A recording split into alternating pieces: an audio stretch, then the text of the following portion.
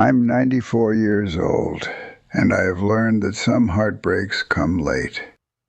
Not when you are young and still strong enough to recover. Not when life is still opening up in front of you. They come when there is not much road left, when you finally understand people clearly, and there is no time to rebuild what they broke. A few years ago, I gave my son $250,000. That was not just money. It was the remains of a whole life. Decades of work. Decades of saying no to things I wanted so my family could have what they needed. It was the last part of my life that still felt solid. And what he did with it broke me in a way I did not think was still possible at my age. I am not telling this for pity. At 94, pity does not do much. It does not change what happened. It does not return what was lost. I am telling it because I do not have many years left, and I do not want to leave this world without saying plainly what happened. My son was not a cruel child. That is what made all of this so hard to understand. When he was young, he was sweet. He followed me around the garage, handed me tools, asked questions, wanted to be useful. His mother used to laugh and say he looked at me like I could fix anything. I worked hard back then, too hard maybe. I was one of those men who believed love was shown through responsibility. I paid the bills, kept food on the table, fixed what broke, made sure my family had what I never had. I thought that was enough. I thought if the lights stayed on, the rent was paid, and the children were safe, then they would know how much I loved them without me having to say it. I was steady. I thought steadiness would be remembered. My wife was the softer one. She made the house feel warm. She remembered birthdays, noticed moods, and knew how to make people feel seen. I provided the structure.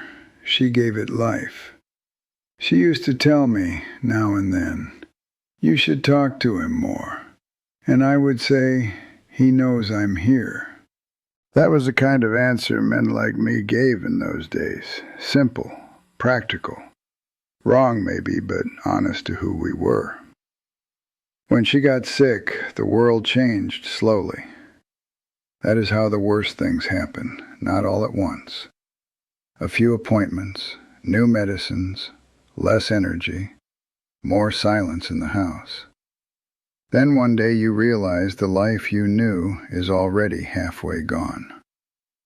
I took care of her as long as I could. I learned things I never thought I would need to know. How to keep track of pills. How to help her sit up without making her wince. How to pretend I was not afraid when I was terrified. Near the end, she said something to me I did not fully understand at the time. She said, "Do not let yourself be lonely with people." After she died, I stayed alone in the house we had shared for nearly 50 years. It was too quiet, but it was still mine. Every room held a memory. Her voice in the kitchen. My son running through the hallway as a boy. Christmas mornings. Ordinary nights. Our life. I still used her coffee mug for a while. I do not know why. Maybe because it still felt like she had only stepped into the other room. Grief makes fools of old men in small private ways. Then my son started calling more often. At first I was grateful. He checked on me, asked if I needed anything, said he worried about me living alone. He told me the stairs were not safe anymore. He said family should be together. Nothing he said sounded wrong. He brought groceries a few times, changed the light bulb I could have changed myself, but I let him do it because I knew he was trying, or at least I believed he was trying. He would stand in the doorway and say, "You can't keep doing this alone forever, Dad." That word forever means something different when you are old. It sounds less like a promise and more like a warning. Then he suggested I sell the house. He said he and his wife were thinking about buying a bigger place, something with room for me, an in-law suite. A separate space where I could still have privacy but be near family. He said if I helped them now, we could all make it work sooner. He spoke gently. His wife sat beside him nodding. They had papers, figures, ideas. It all looked practical, reasonable, safe, and I wanted to believe it. That is what people do not always understand about old age. We are not only weaker in the body, sometimes we are softer in hope. We want to believe we will not be left behind. We want to believe the family we spent our lives building still has a place for us inside it. The house sold. I watched strangers walk through rooms where my wife had laughed, where my son had slept, where birthdays had been celebrated and arguments had been forgotten. I stood in that empty living room one last time after the furniture was gone, and the place looked smaller than I remembered. Maybe houses shrink when the life leaves them. After everything was settled, I had about $250,000 that could be moved easily. My son said if I put that money toward the new home, I would always have a place with them. Always. That word sounds warm when you still trust the person saying it. So I gave him the money. I remember feeling relieved afterward, even proud. I thought I had done one last good thing as a father. I thought I was helping my family and securing my place near the people I loved. I thought I was stepping into the final chapter of my life with them. Instead, I was financing theirs. While they prepared for the new house, I moved into a small apartment. My son said it would only be temporary, a few months, maybe less. At first, the delays made sense. Repairs, contractors, timing, costs. Then the excuses changed. The separate entrance was delayed. The downstairs needed more work. The children needed stability. The timing was not right. There was always some reason I should wait a little longer. Months passed, then a year. I was still in that apartment. It was clean enough, I suppose.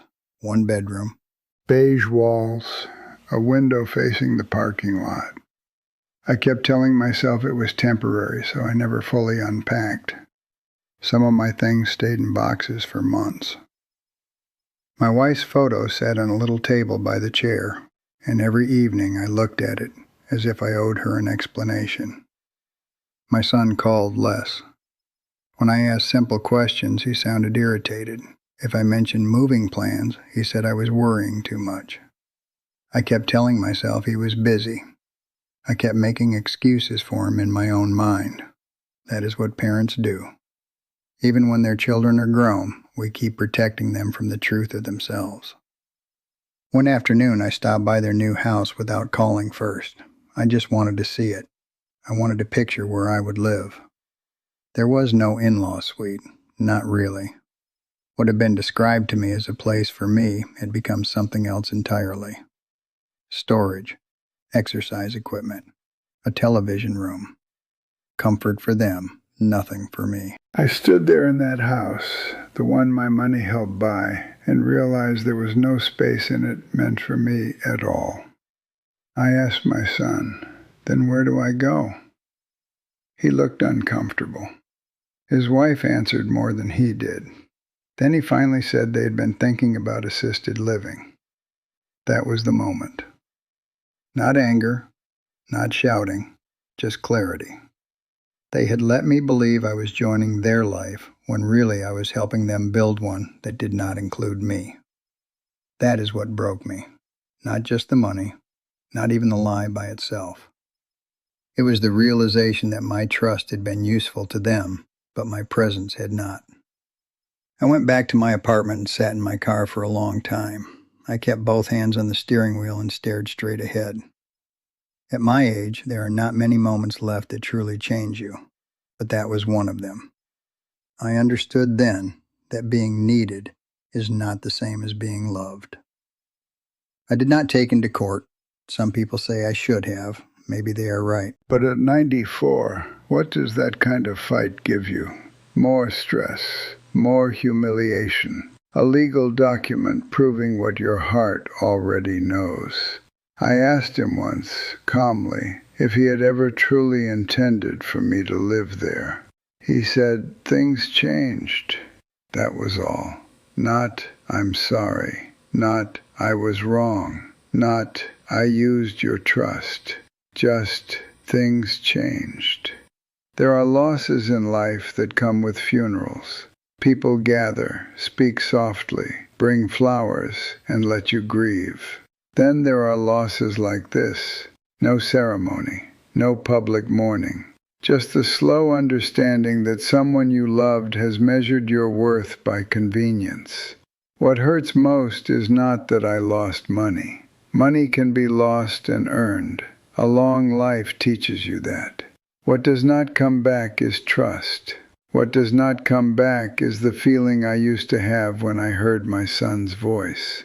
What does not come back is the part of me that believed sacrifice would be honored at the end. The hardest days were the ordinary ones after that. Birthdays that passed with a quick phone call. Holidays where I sat at their table feeling like a visitor. Little moments that should have felt warm but did not. A grandson checking his phone while I spoke. My daughter-in-law clearing plates before I had finished because they had plans later. My son asking if I was doing okay in the same tone someone might use for a neighbor they barely know. That kind of hurt is quiet. It does not make a scene. It just settles in. I still love him. That is the sad part. Love does not leave just because respect does. I do not wish him harm. I do not sit here filled with hate. I just see him clearly now, and I finally understand what my wife meant. You can be lonely in a room full of family. You can be thanked without being cherished. You can give someone the last solid piece of your life and still not have a place in theirs. That is a terrible thing to learn when time is almost over. Now I live in a small room with a bed, a lamp, and a few photographs. Most days are quiet. Some mornings I wake up and forget for a moment how old I am. Then I look at my hands and remember. At 94, you count life differently, not in years, in winters, in doctor visits, in birthdays you may or may not reach. And when life gets that narrow, honesty starts to matter more than pride. So here is the truth. I gave my son $250,000 because I believed I was buying nothing more than closeness at the end of my life. Not with money, but with trust. I thought I was choosing family. Instead, I paid for a lesson I was too old to need and too old to recover from. If you are listening to me, I am not asking you to take sides. Family stories are complicated, and every old person carries their own version of what happened. I know that.